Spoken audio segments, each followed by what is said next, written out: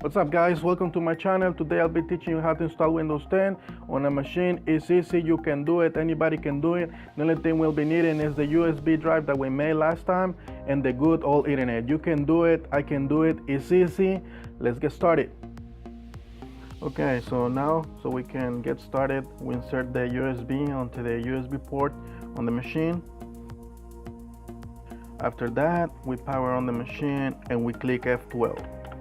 We click a whole bunch of times until it beeps, and we're gonna be able to boot into the boot menu. That's what we want, right there. Now after that, we select a USB device on your computer. It might be different. Okay, so I don't know if I mentioned it in the past, but well, you see it on the video. What I'm using is a small form factor Dell optiplex. The thing is that most of the time, though, as far as I can see, I have seen in my experience, Dell's I think that in order to get into the boot menu, you press F12. Now it varies a lot on your machine. Sometimes it's F12, sometimes it can be F2, or sometimes it can be escape and delete. It's gonna vary on your machine. I don't know, companies use different keys, but eventually after that is the same thing. You're gonna choose your USB device, we press enter, and it's gonna start loading the Windows on the USB. Okay, better. Okay, so once we boot into USB, if you've been following my tutorial, you'll see that on the USB that we created, it had the option for 32-bit or 64-bit. If you're not sure what your system can handle, if it's 64-bit or 32-bit, well, it's no more like can handle. It's more about the architecture. Each architecture, the 32-bit architecture, it's an older generation. Everything is moving towards 64-bit. It's a lot to explain, but basically, if you have a system or a hardware that supports 64-bit, you can install 32-bit system in it. But if your hardware can only support 32-bit, you can only start 32-bit systems. Basically 64 can handle both of them, but 32 bits is just 32 bits. That's it. On this case, I'll be choosing 32 bits. Okay, now we're at the Windows boot screen. It just loaded the files. Now it's loading the installer.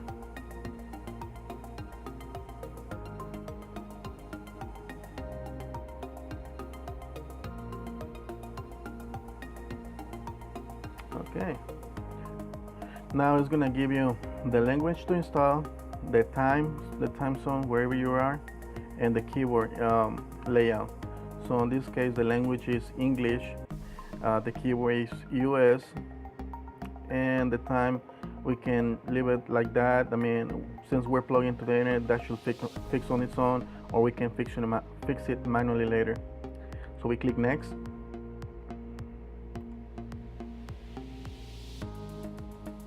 Oh. Okay. Now on this window, you got two options, even though it looks just like one. We have the option to install Windows, or we have the option to repair Windows.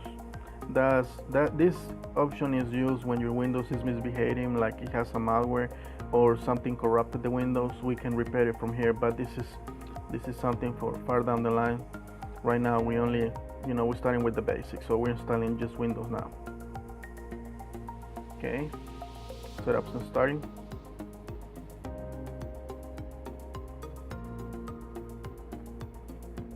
Now on this screen,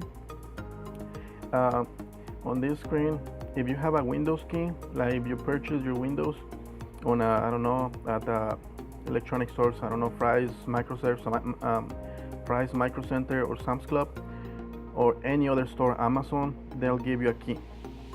Okay, they'll give you a key, you type it in here and you click next. On this case, since it's a demonstration, for demonstration purposes, we're gonna click on I don't have a product key. Still fine. Okay, now we're gonna choose Windows 10 Pro. Okay, now on this option we're choosing the Windows. these windows, we got the option for Windows Home, Windows 10 Home, Windows 10 Home End. I mean, there are a whole bunch of version of Windows, but I think the one with the most features will be Windows 10 Pro. We click next.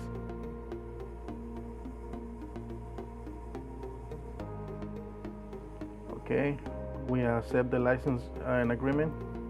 We click next.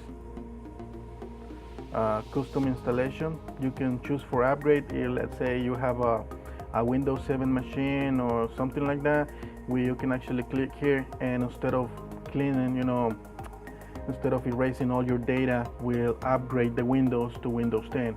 But I don't recommend that. If you're gonna do go from Windows 7 to Windows 10 or Windows 8, I prefer, if you do, well, it's up to you, but we have a key, right here two partitions. We click on the first one and we delete it. We now click the second one. Hold on. It's deleting the partition. There you go, unallocated space. So now we click on the second one and we delete it as well.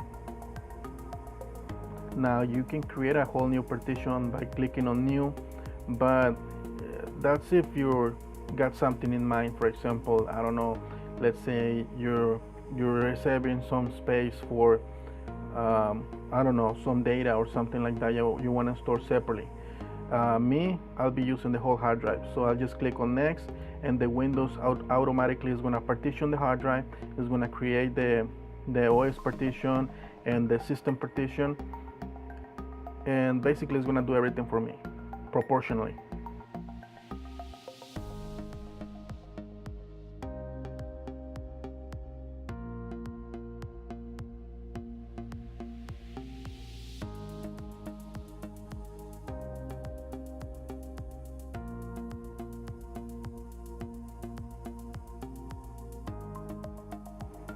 Okay, now we're choosing where we are. Let's get started. We're on the United States. We click on yes.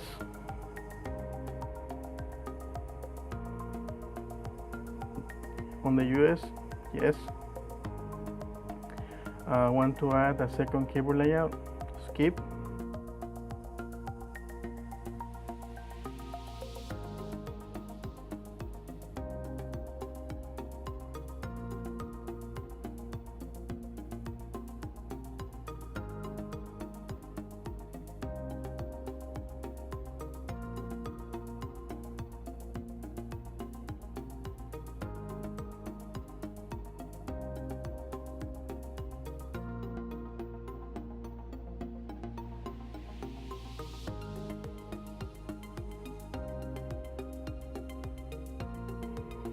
Okay.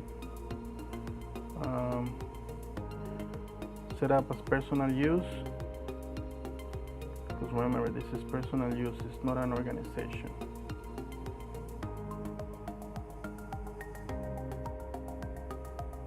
Okay.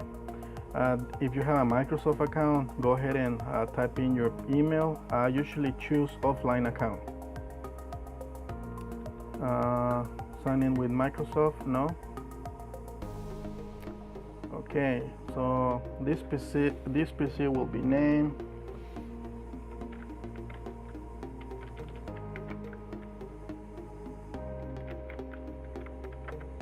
okay. Now we click next. We type in our password. Now we're gonna leave no password on this one. We click next.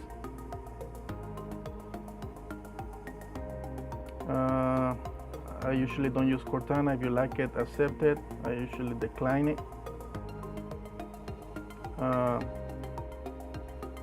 No. And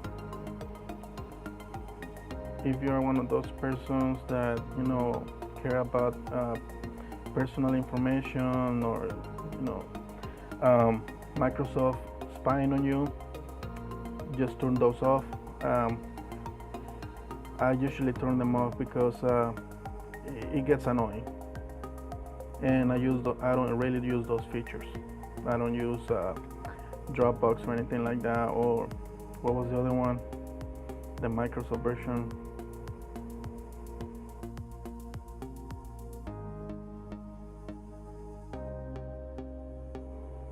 Okay, so we just finished installing Windows 10, and stay tuned for the next episode to see what we can do after you install Windows 10 on a machine.